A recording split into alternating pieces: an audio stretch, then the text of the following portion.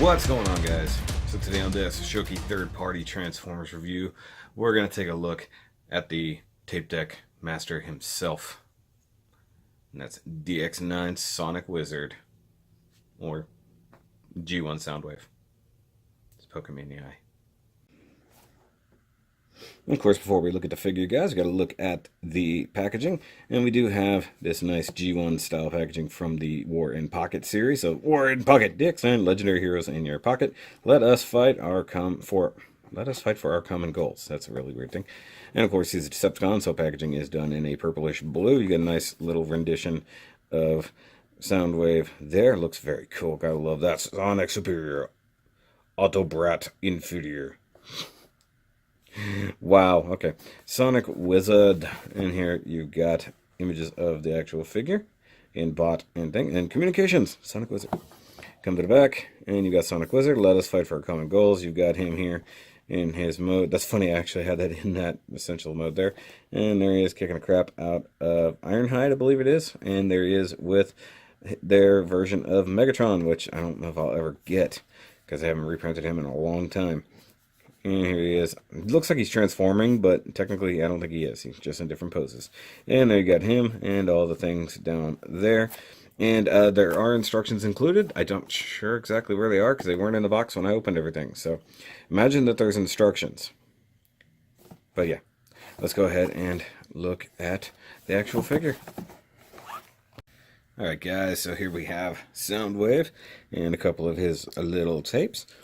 In his little classic G1 tape deck mode, molded mostly in blue with the nice silver deco here for the speakers, I guess. And he's got nice details. The play button, the record, the stop, the fast forward, and rewind buttons there. Looks very cool. And then what I'm assuming is a power button, sort of barely molded right there. Looks very, very cool. And you got the yellow around the tape deck window there, and yes, there's a Decepticon logo there from Repro Labels, and as you notice, it's not cut quite well, so down the line I'll probably replace that if I get a better one, or if they come out with an actual set for this guy, which would be awesome. It'd be cool to actually get like a window with the, like display options there. And he folds up very nicely. The only thing is you get a little bit of the bottom of the feet kind of sticking out there with some holes. And definitely visible arm syndrome. They do a decent job of hiding it, if I'm honest. You just get this one peg from his weapon hanging out here and the quote-unquote antenna right there. And I love the fact they actually have the eject button painted silver. It doesn't do anything by any means, but you can actually take out the laser beak tape here. So he comes with a laser beak, a tiny rat bat, and a tiny Ravage. Of course, his Ravage is double thick, so it's a heck of a B-side there. I had to adjust my lights a little bit, but he's pretty cool in this mode. And to give you a size comparison, there he is with Wally, and for other comparisons with some of his DX9 friends, there he is with Dutch. And here he is with Flipper. Yeah, I know. New age. You're not fooling anybody. Alright, but let's go ahead and get to transformation. We'll start with Soundwave, and then we'll play with his mini-bots after the fact. You want to come back here and pry his hands off first. And that's a little easier said than done sometimes. Okay, the only remotely close to pry tool object I have, I don't know if it'll work or not. It doesn't exactly have a blade. Oh, wait, never mind. Hold on, let's see here. Use Dutch's axe and probably break something, if I had to guess. There we go. Always keep a handy dandy pry tool around. I forgot. Go ahead and flip the hands out just to make life a little bit easier. Go ahead and pop the legs loose like so. Wow, that one just went. It's a big old tab right here. It goes into that slot right there on the shin. I'm going to go ahead and raise the camera up. So go ahead and knock those loose. Rotate at the hip just to straighten everybody out. Go ahead and flip the arms forward, like so. Come to the back, pull off the battery/weapons. Very nice. And we'll do the leg transformation. You need to pull it up. It's on a kind of triple hinge of sorts. Do that for both legs. We'll rotate at the hips so we get the crotch plate facing forward. Go ahead and rotate the feet down on one hinge and then a little bit further. And then rotate them. Almost forgot this stage first. So we got the toes facing that way. And just kind of balance them a little bit. And now what you got to do with the knees is flip it down this way and then use, hold on, let me do it this way. The way it's got a double hinge is a little wonky. I don't think I did that right. Something that, oh yeah, sorry. I went that was for the other mode. So you want this white part here to stay up. So you just want to fold that back. There we go. It's been a little while. And last but not least, come to the back, pull out the head, close that up, and pop down the head. Like so.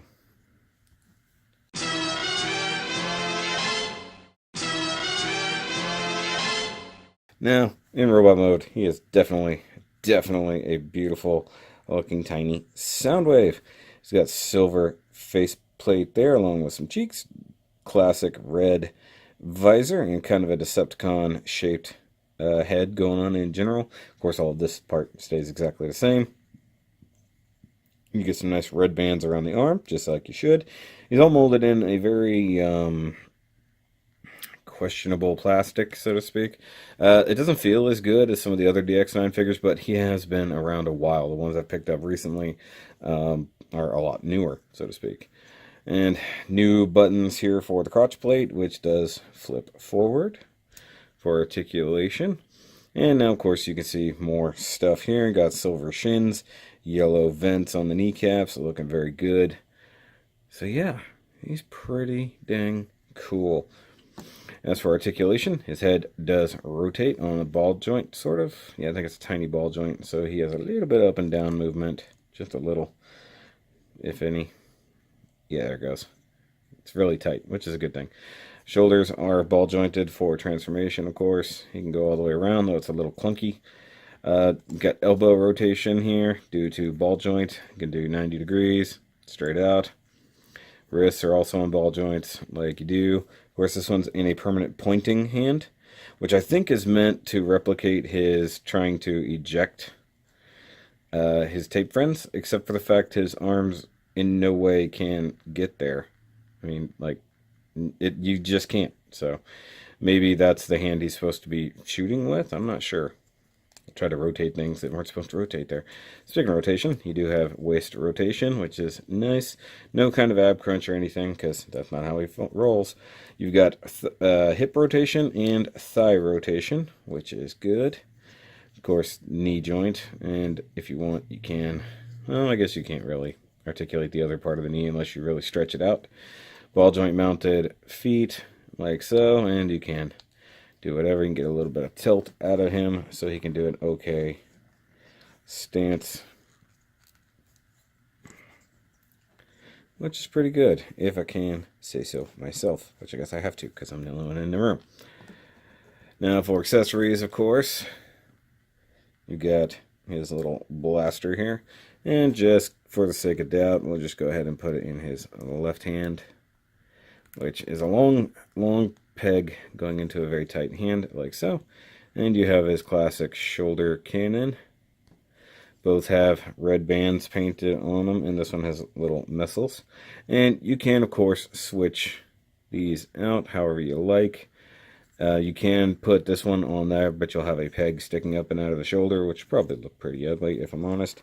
So he's good just as he is, like so. Now he does have all of his little tape friends, as we talked about. So we got Rat Bat.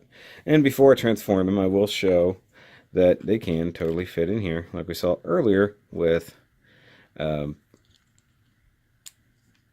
Laserbeak. Now, the problem is, unlike what you would really want, you can't really get multiples in here. Now, you can kind of get these two, but you can't shut the door. You really can't get two of them in there. And you can get Ravage in there, although you have to have him in bot mode to pull it off. You have to have this as far open as it'll go, and then close it up like so, and there you go. Now, the problem is getting him out. So you got to open it up. He's not going to fall out of there. So you actually have to come back here, take his gun, and poke it out. It actually does show that in the instructions. It's just pretty funny. One thing I do like about it, if you only want the classic kind of original couple of tape bots, you can leave these guys out and just put right back in the chest. But let's go ahead and transform them up. Super simple little tapey guys here. So unfold the wings and flip out the bird head to get your tiny laser beak, who's really very cool. You got the classic silver, black, and red going on there. You even got molded eyes for the bird mode. He doesn't have any feet. That part kind of sucks, so he's just going to sit flat. But I like to put him on Soundwave's arm, kind of in the classic pose where he's reporting to Soundwave, more or less. Something like this. Though you can put him on the left hand, it would work. But I like that. Come on, scooch back, give me a little more room here. Red Bat, exactly the same transformation. Pull out the wings, although because he's a bat boy, I'm going to leave him with his wings in a little bit. And you flip the head around. Now this one confused me at first. I'm like, why is it like this? This is weird. In fact, it looks a lot like Laserbeak. Then you realize that is kind of a bat head. And then, oh yeah, those silver things are his ears. Good call. So keep his wings kind of down, more bat-like like that, and he has sort of feet molded in there, which are the same thing as the thrusters on Laserbeak. And you can just sit him up on the shoulders like so. And then Ravage is the more complicated of the three. Just gonna split him in half, sort of, on this hinge. Go ahead and fold the head together. And everything is on ball joints, so you just sort of rotate until things are happy. Like so. Rotate the back legs, rotate down the front legs. And he has a tail, which is in here, but it's super hard to get to. Let's see if I can get in here with this. Nope.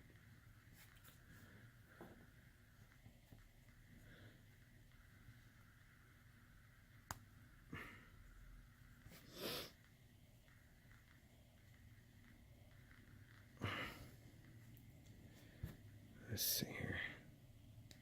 Yeah, there we go. I don't think I've almost never pulled the tail out because it is kind of a pain. Unfold the legs. Super easy. Like so. Come on. And the fact that it is posable for something this tiny is really, really impressive. And there you go. You have a tiny little Ravage, complete with red painted eyes, his silver rocket boosters, and his white legs. And being that they're on ball joints, it's semi-posable. And then you knock Soundwave over. And that's that. That's just how it all ends. That's how it always ends, guys. That's pretty cool. I'll get a picture of that. And for comparison, again, we have New Age Flipper, DX9 Dutch, and DX9 Rager. So he's a good size because he's always been almost like second in height to Megatron, who is a bit taller than Optimus. So that totally makes sense. And then for the heck of it, there's Wally. So Wally's only about half his height.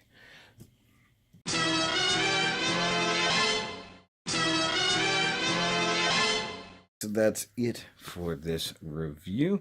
Now, I did pick this guy up at, I think I got him at TF Source when they still had him. And he runs in the 50 some odd dollar range, a lot like most of the DX9 figures. So he's about $55. If you pick him up on secondary market, odds are he's going to be a bit more expensive. But I think it's a really, really good version of Soundwave. And I don't have another Soundwave to compare him to. So I think it's pretty awesome for what it is. Obviously, I've really gotten into the Legends game this year. And I just realized I didn't look at the packaging. I'll look at that in a minute. Guys, if you like this video, if you like this version of Soundwave, hit that big old thumbs up button. Hit that subscribe-ish button if you haven't done so as of yet. And if you want to help support the channel, check out the Patreon right here on the screen. And of course, you can always get a Shoky shirt part, show that you're part of the Shoky Nation. And got a lot more stuff coming up sometime soon. But that's going to be it for this DX9 Sonic Wizard review. And I'll catch you guys on the next one. And remember, as always, keep on nerding.